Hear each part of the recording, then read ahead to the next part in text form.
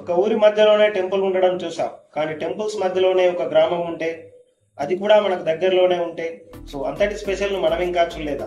పదండి ఒకసారి చూసేద్దాం.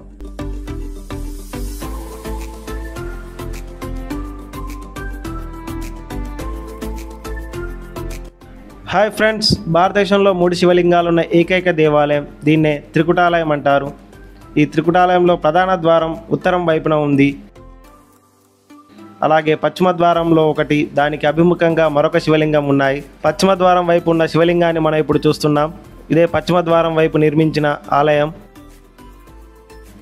అలాగే మనం ప్రధాన ద్వారం వైపు ఉన్న శివలింగాన్ని చూస్తున్నాం మనం ఇప్పుడు. ఇది కూడా ఇంతకుముందు చూసిన దాన్ని పోలే ఉంటుంది. అలాగే మూడవది చూడడానికి వెళ్తున్నాం మనం. ఈ 3 కూడా ఒకదాన్ని పోలి ఒకటే ఉంటాయి. ప్రధాన ద్వారం వైపు ఉన్నది ఉత్తరం వైపు, మిగిలినది పశ్చిమం, తూర్పు వైపు ఒకదానికొకటి ఆపోజిట్గా ఉంటాయి. ఇదే గర్భగుడి. గర్భగుడిపై నిర్మించిన శిల్పాలను చూడండి ఎంత అద్భుతంగా ఉన్నాయో మనకు. అలాగే మనం ఒకసారి గర్భగుడి లోపలికి వెళ్ళి చూద్దాం ఎలా ఉందో. ఇదే గర్భగుడి. ఈ గర్భగుడిలో ఇక్కడ శివలింగం ఉండాలి, ఇంకా దీన్ని ఇంకా మన వాళ్ళు ప్రతిష్ఠింపజేయలేదు. గర్భగుడి పైన ఇంకా ఇది ఖాళీగా ఉండడం వల్ల ఇప్పుడు గబ్బిలాలు సంచరిస్తున్నాయి. ఇదే గర్భగుడి పైభాగం, చీకటిగా ఉంది, చూడొచ్చు మనం. పదండి బయటికి వెళ్ళి ఒకసారి నిర్మాణాన్ని చూద్దాం. దీని చరిత్ర విషయానికి వస్తే, నగునూరు శివాలయం దీన్ని కాకతీయ రాజవంశస్థులు నిర్మించారు. ఇది కరీంనగర్కు ఉత్తరాన సుమారు 8 కిలోమీటర్ల దూరంలో ఉంది. ఇది కాకతీయ సామ్రాజ్య శక్తులకు సాక్ష్యంగా నిలుస్తోంది. అభివృద్ధి చెందిన కాకతీయ వంశస్థుల ముఖ్యమైన దేవాలయాల్లో ఒకటి. దీని నిర్మాణాన్ని చూడొచ్చు. ఇది కాకతీయుల కళా వైభవానికి అద్దం పడుతుంది. ఇది కాకతీయ రాజవంశస్థులు నిర్మించిన రామప్ప 1000 స్తంభాల గుడి పోలి ఉంది. అలాగే ఈ పట్టణంలో సుమారు 400 ఆలయాలు ఉన్నాయి. ఈ 400 ఆలయాల పేరు మీదుగానే దీనికి నగునూరు అని పేరు వచ్చింది. స్థానికులు మొదటగా దీన్ని 4 ఓణాలు అని పిలిచారు. కాలక్రమేణా ఇది నగునూరుగా ప్రసిద్ధి చెందింది. చూడండి బయట నుంచి ఈ దేవాలయం ఎంత అద్భుతంగా కనిపిస్తుందో. 3 శివలింగాలు, వాటికి సంబంధించిన ఆలయాలు కలగలిపిన నిర్మాణం ఇది. చూడండి బయట నుంచి చూస్తే ఈ నిర్మాణం చాలా అద్భుతంగా కనిపిస్తుంది. అందుకే ఇది ఇప్పుడు పర్యాటకంగా అభివృద్ధి చెందుతోంది.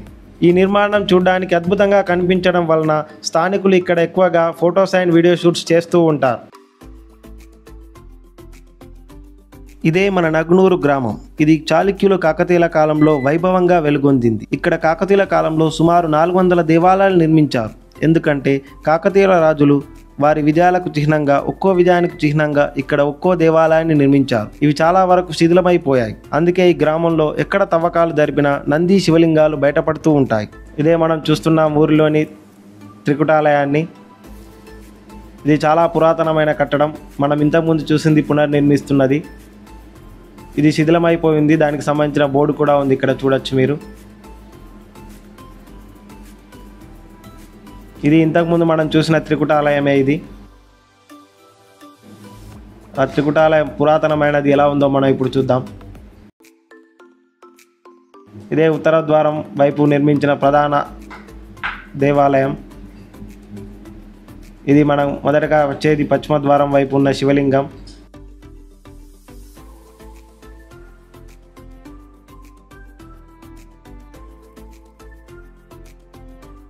ఇదే ప్రధాన ద్వారం వైపు నిర్మించిన శివలింగం. చూడండి ఇక్కడ గర్భగుడిలో శివలింగం ఉంది. చూడండి గర్భగుడిలోకి వెళ్తున్నాం మనం. ఇక్కడ ఈ శివలింగం దానికి పూజలు చేసి ఉండడం మనం గమనించవచ్చు.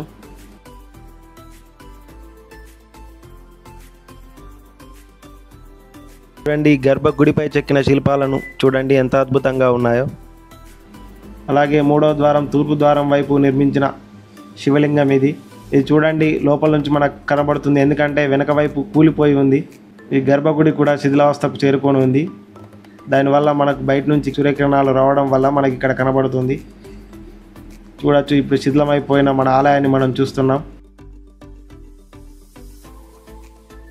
సో ఫ్రెండ్స్, ఇది త్రికుటాలయం. మీరు ఈ త్రికుటాలయాన్ని చూసారా? చూస్తే మీకు ఎలా అనిపించిందో మాకు కామెంట్ చేయండి. అలాగే మరిన్ని ఇంట్రెస్టింగ్ వీడియోస్ కోసం సబ్స్క్రైబ్ చేసుకోండి. Thank you.